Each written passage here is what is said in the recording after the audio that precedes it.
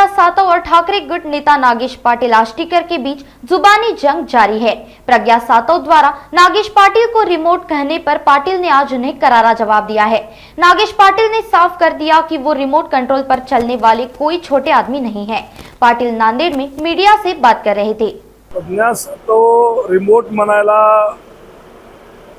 यांनी लक्षात घेतलं पाहिजे की माझ्यापेक्षा ते सिनियर नाही आहेत, माझ्यापेक्षा ज्युनियर आहेत आणि रिमोट कंट्रोलवर चालायला नागेश पाटील काही इतका छोटा माणूस नाही आहे किंवा इतका नादान नाही आहे।